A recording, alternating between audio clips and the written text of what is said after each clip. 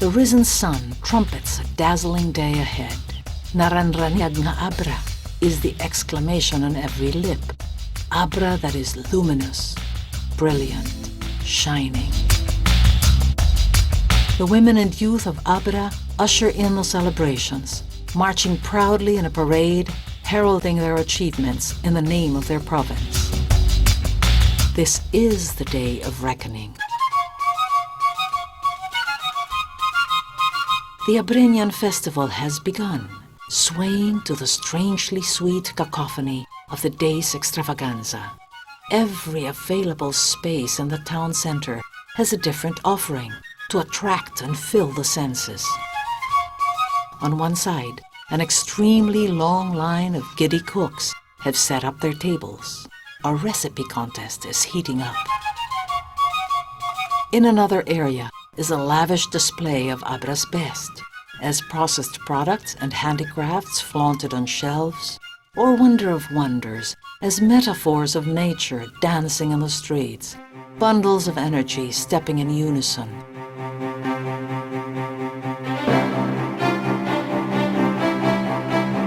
Barefoot on a scalding concrete, or otherwise. The street dancing winds up, and the young performers loll around to rest, still holding their heads up despite the tiresome stretch of noon. Undoubtedly, winners all. The festive mood conquers Bangued and the rest of Abra, as folks from all over the valley trek to the capital to be one with their kindred. But there are those who stayed at home, having sent their regards to their town's delegation, and dancing instead with the earth and their beasts of burden for another of every day's little miracles. Abreños still process sugar cane in the traditional way. From the glistening cane juice comes most of Abra's known produce. Suka basi, vinegar, dark with a characteristic bite, known more to most Filipinos as sukang Ilocos. Basi itself, a potent alcoholic drink made with the addition of 9 or more herbs, which when faithfully enumerated by basi makers themselves, sound like a litany straight out of a shaman's book of potions. Witch doctors they are not, but they religiously follow a tried and tested Ilocano recipe so well loved by basi drinkers within the region and beyond. And then there is muscovado, a powdery brown sugar in its earliest unrefined stage. As such, its nutrients remain intact, and the demand for muscovado is quite high throughout the world, especially in Europe. This mild and comforting organic sweetener could well be the product to put Abra in the global radar of health buffs, constantly hunting for quality muscovado in the market.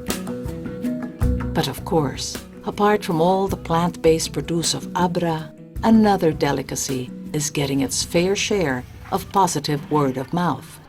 Gang, for one, wildly enthusiastic about it. I love your bagnet. Bagnet, fried pork meat, known more in Abra as chicharron, is an Ilocano staple, but Abreños have a slightly different way of cooking it.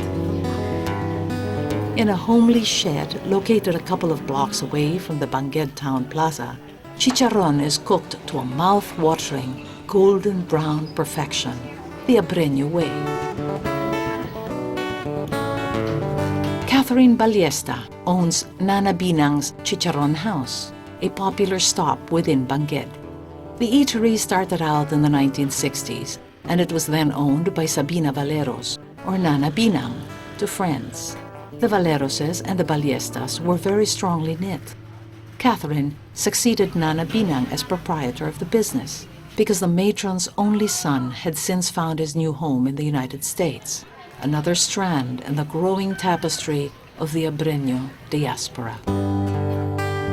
Fortunately, the business rests upon good hands, and Catherine describes the way she cooks her well-liked specialty, which is not really a trade secret. We usually cook it in a big wok there are only certain parts of the pig that can be cooked as chicharon. The ribs, pork belly. We can also use the legs. It is more advisable to use the ribs because the fat and the linder are proportional. So it is more juicy. In other places here in the Locanja, they were used to calling it bagnet. But here in Bangged, we call it chicharon because here it is more crispy because we cook it twice. Cooking is in deep oil until it puffs and becomes crispy. Chicharon is the pasalubong of choice of visitors coming in and out of Bangged. They buy the fried pork meat by the kilo and share it with family and friends. But many travelers have asked themselves the perennial question on the road home. How do we keep it crispy? You can have it crispy by just fry it in hot oil. 2 minutes. It's not advisable to use microwave because it would just make the skin soft. Catherine beams proudly with every customer entering her humble place. They come and buy my chicharon because for them it is the best chicharon in the town. True enough, as Abra's grand parade passed by her small canteen, people were calling out their orders, half joking, half hungry.